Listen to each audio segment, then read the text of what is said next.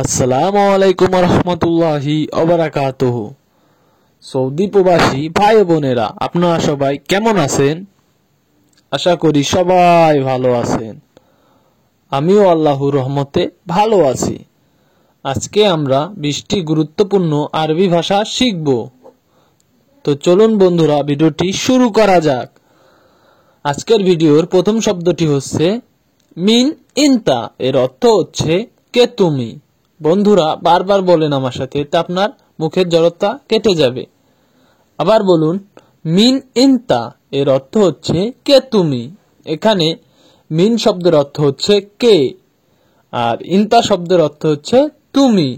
সব মিলিয়ে হচ্ছে মিন ইনতা। এর অর্থ কে তুমি। এখানে 2 নাম্বার শব্দটি হচ্ছে আনা আকাশ। এর অর্থ হচ্ছে আমি আকাশ।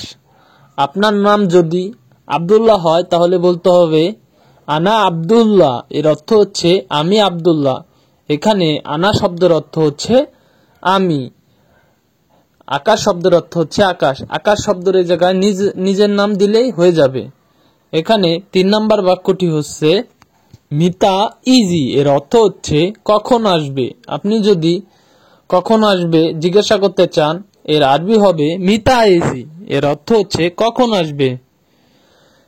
এখানে মিতা শব্দের অর্থ হচ্ছে কখন, ইজি শব্দের অর্থ হচ্ছে আসবে। আবারও আমার সাথে বলুন, মিতা ইজি। এর অর্থ কখন আসবে। এখানে 4 নাম্বার শব্দটি হচ্ছে মিতা আক্কেল। এর অর্থ হচ্ছে কখন খাবে। আপনি যদি কাউকে জিজ্ঞাসা করতে চান কখন খাবে, এর আরবি হবে মিতা আক্কেল। এর অর্থ হচ্ছে কখন খাবে। এখানে মিতা শব্দের অর্থ কখন, আর আক্কেল শব্দের অর্থ হচ্ছে খাওয়া। সব মিলিয়ে হচ্ছে বন্ধুরা মিতা আক্কেল। এর অর্থ কখন খাবে। এখানে 5 নাম্বার শব্দটি হচ্ছে মিতারো। এর অর্থ কখন যাবে। আপনি যদি কাউকে জিজ্ঞাসা করতে চান কখন যাবে, এর আরবি হবে মিতারো। এর অর্থ কখন যাবে। এখানে মিতা শব্দের অর্থ হচ্ছে কখন, রো শব্দের অর্থ হচ্ছে যাওয়া। সব মিলিয়ে হচ্ছে মিতারো। এর অর্থ কখন যাবে। এখানে 6 নাম্বার শব্দটি হচ্ছে বন্ধুরা মিতানুম। এর অর্থ কখন ঘুমাবে। আপনি যদি কাউকে জিজ্ঞাসা করতে চান কখন ঘুমাবে, এর আরবি হবে মিতানুম। অর্থ কখন ঘুমাবে। এখানে মিতা শব্দের অর্থ হচ্ছে কখন, নুম শব্দের অর্থ হচ্ছে ঘুমানো। সব মিলিয়ে হচ্ছে মিতানুম। এর অর্থ কখন ঘুমাবে। এখানে 7 নাম্বার আরবি শব্দটি রয়েছে হোয়েন ইনতা। এর অর্থ কোথায় তুমি।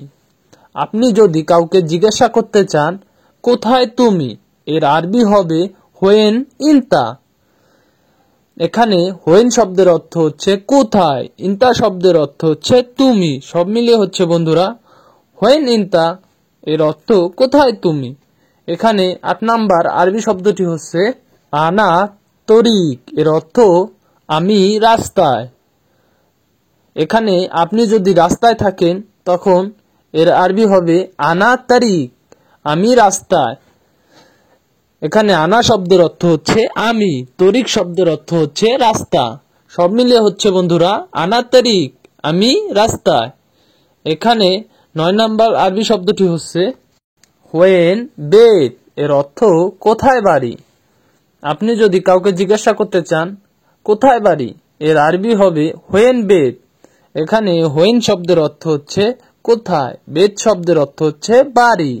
সব মিলিয়ে হচ্ছে বন্ধুরা হোয়েন বেত, কোথায় বাড়ি। সম্মানিত সৌদি প্রবাসী ভাই বোনেরা, আপনারা যারা সৌদি আরবে নতুন গেছেন অথবা বাংলাদেশ থেকে যাবেন, তাদের জন্য এই ভিডিওগুলো আপনারা দেখলে উপকৃত হবেন। আপনারা যারা আমার চ্যানেলটিতে নতুন তারা সাবস্ক্রাইব করুন, আর যারা অলরেডি সাবস্ক্রাইব করেছেন তাদেরকে জানাই অসংখ্য ধন্যবাদ। এখানে 10 নাম্বার আরবি শব্দটি হচ্ছে হোয়েন নুম। এর অর্থ হচ্ছে কোথায় ঘুমাবে।